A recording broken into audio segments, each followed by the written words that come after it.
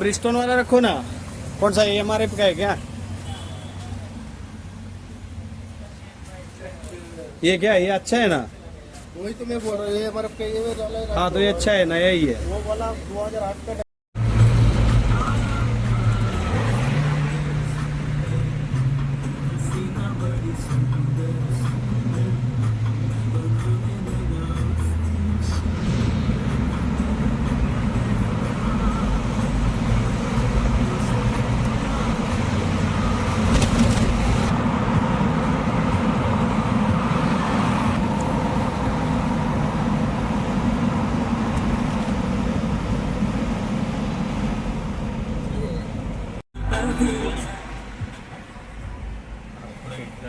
खडक वाचलेला पोचतो तो नेहमी लक्षात ठेवा.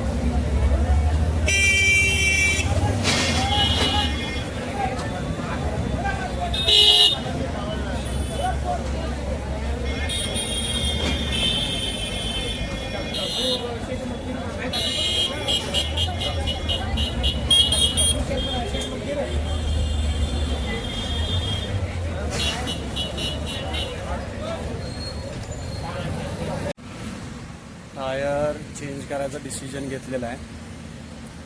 टायर आता समजा तुम्ही बाहेरच्या सिटीत असला आणि आता बाबा टायर चेंज करायची वेळ आली तर काय करणार? तर ऑनलाईन सर्च करू शकता तुम्ही जस्ट डायलला, रेटिंगप्रमाणे चेक करू शकता. आणि प्रत्येकाचे एक अथॉराइज डीलर्स असतात, म्हणजे अपोलो, ब्रिस्टोन. तुम्हाला ज्या कंपनीचा टाकायचा तर त्याचा डीलर शोधा तुम्ही, फोटोमध्ये दिसून जातो तुम्हाला, आणि त्यांना कॉल करा, रेट व्हेरीफाई करा. कौन सा ब्रिस्टोन का रखो ना, MRF का रखो? कौन सा ब्रिस्टोन वाला रखो ना. कौन सा MRF का है क्या? ये क्या, ये अच्छा है ना?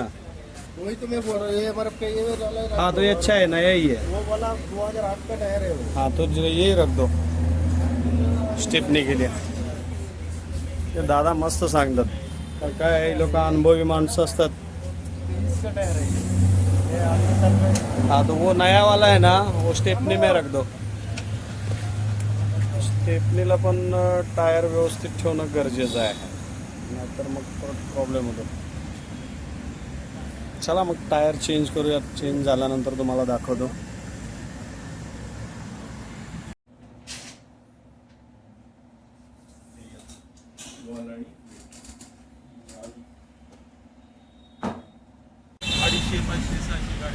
तर मजा आहे. बोला।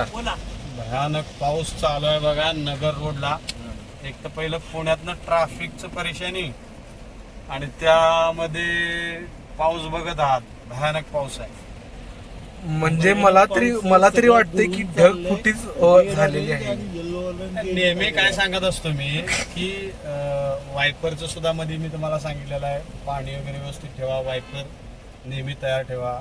आपण तर नवीन टाकलेले आहेत. टायरचा एक विषय झाला तो तुम्हाला आम्ही सांगितलेलाच आहे. शॅम्पूचा काय विषय जरा सांगताय समजावून? शॅम्पूच्या पुड्या सुद्धा ठेवल्या पाहिजेत, हेही मी सांगितलेलं आहे. माझ्या इंस्टाग्रामचे ब्लॉग्स मी बनवलेले आहेत. शॅम्पूच्या पुड्या ठेवल्या पाहिजेत आपल्या गाडीत. आमच्याकडे एक 4-5 पुड्या होत्या, त्याचा यूज झाला. आता पुढाने एक घेऊन ठेवणार आहे स्पेअरला. माझ्याकडे निरमा पण आहे.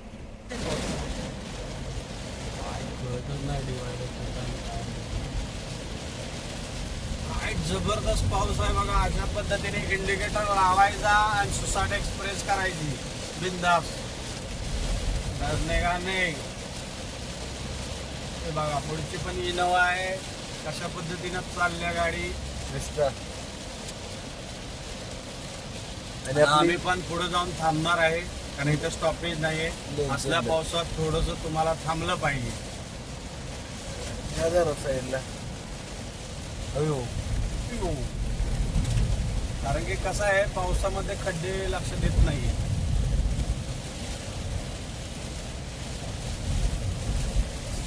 आजूबाजूचं काय हे पाऊस दिसतोय कसं काय. पाऊस अतिशय खतरनाक पाऊस आहे, तुम्ही पाहू शकता. खतरनाक म्हणजे खतरनाक पाऊस आहे. अजिबात पुढचं काय दिसत नाही.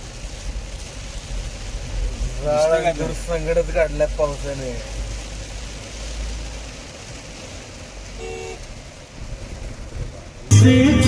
पण पोचलो देवगडमध्ये. साधारणतः 12 वाजलेले आहेत. आपल्याला जायचं जळगावला. जळगाव इथून साधारणतः 5-5.5 तास लागतील.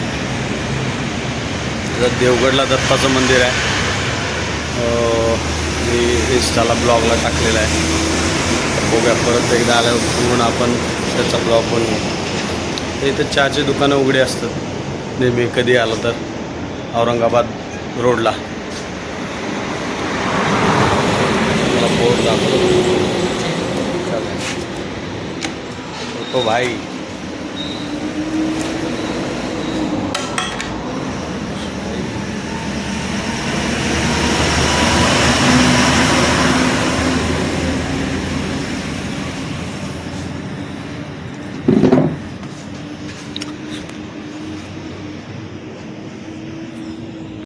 नाईट ड्रायव्हिंगला मी नेहमीप्रमाणे सांगत असतो की ड्रायव्हिंग करत असताना नेहमी तुम्हाला पॉज घ्यायचा आहे. पॉज म्हणजे जरा थांबायचं आहे, चहा घ्या.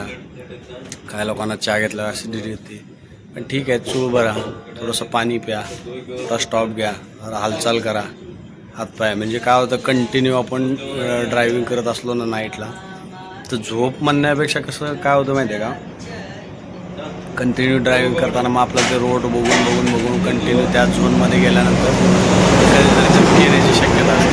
त्यामुळे नेहमी लक्षात ठेवा, कुठे गेला की नाही पॉज घ्यायचा, थोडासा एक 5-10 मिनटं थांबा, परत पुढचा प्रवास चालू करा. काय फरक पडत नाही 5-10 मिनटं थांबायचं, जायचं, काय अडचण नाही. तर आपण आता नॉनस्टॉप जाणार आहे जळगावला. किती वाजता पोचतो आहे तुम्हाला नक्की सांगतो.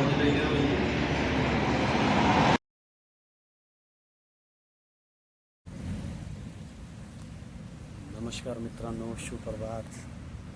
आपण पोचलो आहे जळगावमध्ये. आपण जळगावमध्ये रात्री पोचलो साधारणतः 4 वाजता.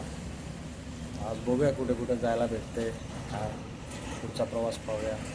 टायर पूर्ण ब्रस्ट झालेला होता, तो व्हिडिओ तुम्ही पाहिलाच असेल. आणि नंतर टायर चेंजही केले, नवीन टायर पूर्ण टाकून दिले पिस्टॉनचे. ही माहिती तुम्हाला दिलेली आहे. कसा किस्सा झाला ते सांगितलं.